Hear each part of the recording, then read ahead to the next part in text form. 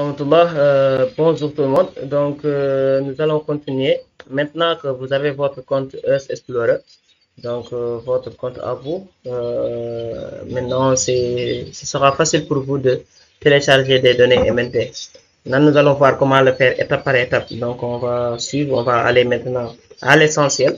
Donc, d'abord, il y a 4 cases. On va finir critères de recherche, puis on va aller vers l'ensemble des données, les critères supplémentaires, puis on va vers les résultats. C'est là où on va finaliser et télécharger. D'abord, critères de recherche. On vous demande d'entrer les critères de recherche. Ne mettez rien ici, ne touchez à rien. Venez juste en bas, polygone. Ouais, donc c'est déjà dans polygone.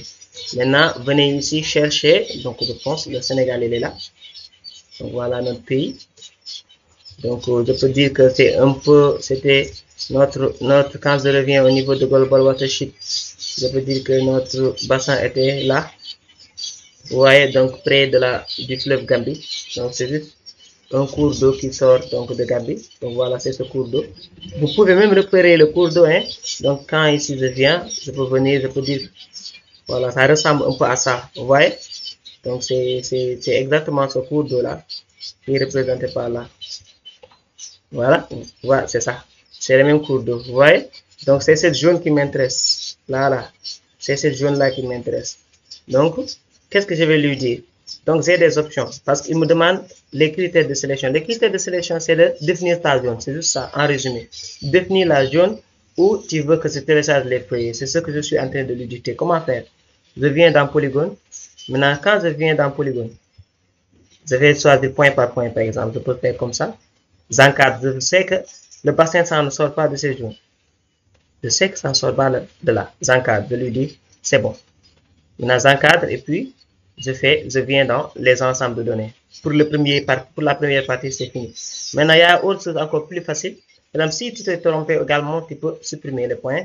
Si tu t'es trompé, tu vois. Mais il y a autre chose également plus pratique. Tu viens, tu t'approches un peu de la zone. Tu zoomes un peu. Voilà. Et bien, tu dézoomes un peu. Là, c'est bon. Donc, c'est ça. Je lui dis, utilise la carte. Au lieu de faire des points, là, ce que j'ai zoomé, il prend ce que j'ai zoomé. Juste, utilise la carte. Vous voyez, c'est rouge. Quand je dézoome, c'est juste ce que j'ai zoomé qu'il a pris. Et je sais que ça ne sort pas de ça. Ça ne peut pas sortir de ça parce que c'est à côté de là. Vous voyez?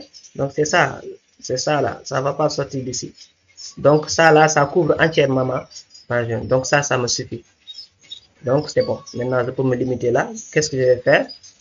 Je peux dire, comment dirais-je, allez, si je tape ici, ça va vers les ensembles de données. Donc, c'est la partie suivante. Ou bien, je reviens ici, ensemble de données, c'est la même chose. Maintenant, je peux taper ici, ensemble de données. Maintenant, ça va vers la partie suivante. La partie suivante, il a dit sélectionnez votre ou vos ensembles de données. Maintenant, c'est là où c'est intéressant.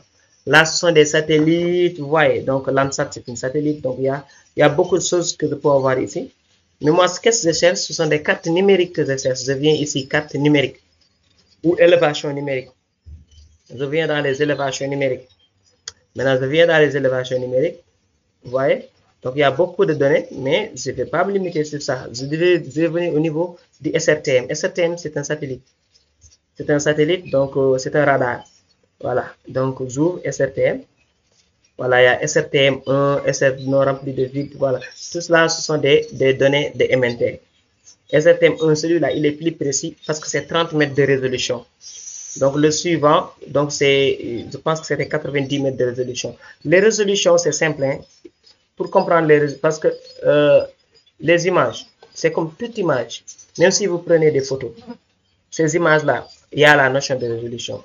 Parce qu'il y a certaines de ces photos, je peux les prendre, il y a mes boutons n'apparaissent pas. D'autres photos, je les prends, mes boutons apparaissent. Qu'est-ce qui fait ça? C'est la résolution. C'est parce que là où vos boutons apparaissent, la résolution est tellement haute que c'est clair. Plus la résolution est haute, plus c'est clair. Maintenant, plus la résolution elle est faible, plus c'est flou.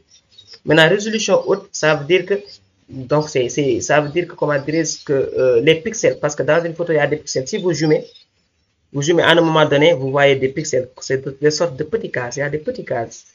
Maintenant, chaque case-là, c'est un rectangle. Et dans chaque case, c'est la même information. Quand vous prenez une photo, faites l'expérience que je vous dis et zoomez. À un moment donné, vous n'allez rien voir. Vous allez voir des cases. Chaque case, une case de couleur marron, une case de couleur... Tu vois? Donc, chaque case représente une information. Maintenant, c'est la taille de cette case qui fait la qualité de l'image. Plus cette case elle est petite, plus il y a beaucoup d'informations. Parce que chaque case donne une seule information. Si la case elle est grande, donc là, il y a moins d'informations. Par exemple, si les cases sont tellement grandes que ça couvre mes boutons. Vous voyez? Donc, si par exemple, les boutons que j'ai entrent dans une case, donc la case donne une seule information. Donc, l'autre personne qui va regarder la photo, il ne va pas voir de boutons. Parce que les petits cases qui sont dans l'image sont un peu grands. Mais si les petits cases sont tellement petits que les boutons que j'ai sur mon visage sont plus grands que les cases, donc ça veut dire que les cases, chaque case va occuper une partie du bouton. Donc, ça veut dire que sur mon bouton, je peux avoir 2 ou 3 cases. Raison pour laquelle je vais voir la différence. Je vais voir, là, c'est un peu noir. Là, c'est un peu haut. Donc là, je dis que là, ça, c'est un bouton. Je vais voir ça. Parce que la résolution est haute. Plus les cases sont petites, les petits cases là, plus ils sont petits, plus la résolution est haute. C'est ça qu'on appelle résolution. Donc, sur le terrain également, il y a cette notion de résolution. Les images satellitaires, quand on te dit c'est 10 mètres de résolution, ça veut dire que c'est un petit carré de côté 10 mètres. Chaque petit carré de côté 10 mètres donne une seule information. Côté 10 mètres, 10 fois 10, c'est combien? 100 mètres carrés. N'est-ce pas? Chaque 100 mètres carrés, on a une information. Est-ce que vous comprenez? Donc, en résumé, c'est ça. Comprenez que la résolution, donc plus elle est haute, plus les pixels sont petits. Et plus les pixels sont petits, plus on a d'informations. Parce que chaque pixel donne qu'une seule information. Donc, ça veut dire que si je représente l'INSA par un seul pixel, je ne vais pas avoir toutes les informations dans l'INSA, dans l'école. Mais si je représente l'INSA avec beaucoup de pixels, je vais voir beaucoup d'informations au sein de l'école. C'est comme voir une carte du Sénégal. Dans la carte du Sénégal, INSA, je ne peux pas voir d'informations parce que INSA est trop petit, c'est un seul point, tu vois. Et la résolution, elle est faible. C'est comme si INSA, là, tu ne vois même pas. Je pense que vous comprenez hein, la notion de résolution. C'est juste pour que vous compreniez la notion de pixels, les résolutions. Voilà, j'ai trop bavardé. Je pense que vous avez compris. Donc, nous allons télécharger, nous allons continuer. Vous allez venir ici. Donc, c'est celui-là. Je veux le télécharger. Si je ne l'ai pas également, c'est pas de choix. Celui-là, voilà. Donc, je peux prendre ces trois-là. Puis, je passe à l'étape suivante. L'étape suivante, c'est critères supplémentaires. Voilà. Maintenant, critères supplémentaires, bon, j'ai pas d'informations. Quoi qu'il en soit, ici, il me donne les ensembles de données. Maintenant, moi, j'ai besoin des données du SRTM. Ça, ce sont des éléments que j'ai sélectionnés. Maintenant, je vais chercher pour le SRTM1, j'aurai des informations sur ma zone. Voilà, SRTM1. Je viens sur le résultat. Donc, voilà, il me reste des résultats pour SRTM1. Vous comprenez? Voilà, maintenant, je vais zoomer. Il y a beaucoup de résultats qui sont là. Je vais faire étape par étape. Maintenant, je vais voir celui-là s'il couvre ma zone. Comment le voir? Ici. Afficher la superposition de navigation. J'appuie ici. Voilà, il me montre automatiquement. Voilà, c'est ça. Donc là, ça ne couvre pas ma zone. Ma zone, c'est ça. Donc, c'est pas celui-là qui m'intéresse. Vous voyez? Donc, je viens sur l'autre. Celui-là. Voilà, celui-là, il couvre un peu ma zone. Mais je ne vais pas me limiter là. Je vais prendre, parce que ce sont des feuillets, quoi. C'est par feuillet. Maintenant, je vais prendre ce feuillet et un autre feuillet, peut-être parce que, vous voyez, ça là. Parce que là, c'est plus clair. Avec ça, vous voyez tous les cours d'eau. Tout ce qui est noir là, ce sont des profondeurs et c'est souvent des cours d'eau. Donc ici, c'est ça, notre cours d'eau, c'est ça.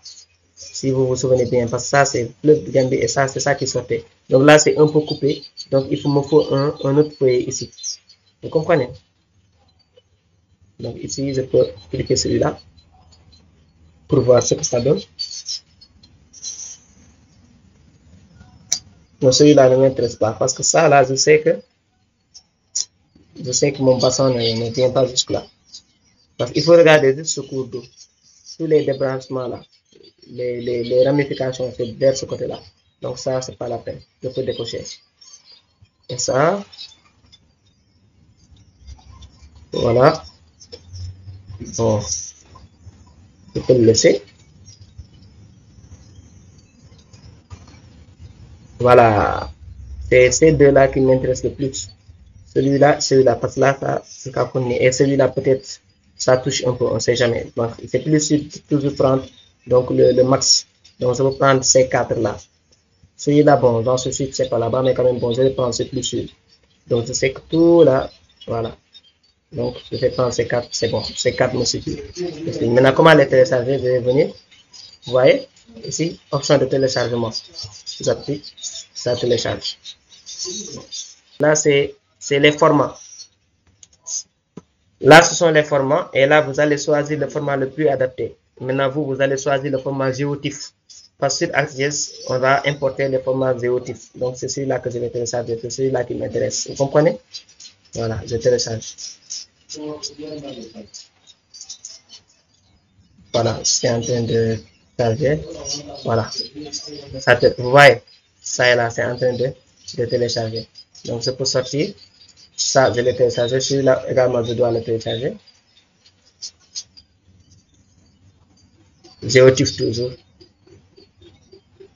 Ça va télécharger, je vais retourner. Donc, je sors. Voilà, celui-là aussi, je l'avais sélectionné. Vous voyez. Voilà, c'est celui-là, c'est le plus important. Voilà, je télécharge. Donc, il faut faire le tout pour couvrir votre zone. Soyez sûr que votre zone a été couverte. Et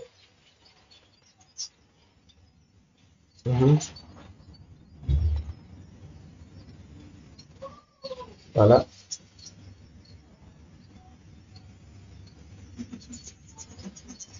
Ça va télécharger. Voilà. Celui-là, c'est bon. Maintenant, il reste que celui-là. Est-ce que il n'y a pas besoin de celui-là. Pour ça, parce qu'il faut bien regarder les traits noirs là. À chaque fois, vos bassins, ça va correspondre. Un bassin, les bassins qu'on vous donne souvent, il faut voir. Nous, notre bassin, c'est celui-là. Et là, je peux dire que ça là, ça ne touche pas mon bassin. Mais quand même, c'est toujours plus sûr. Si vous voulez, même pour être plus sûr, vous pouvez ajouter ici les deux autres et tous les prendre également. Donc, faites toujours que cela parce que le bassin ne doit pas être coupé. Donc, je vais télécharger. Il n'y a pas de trou.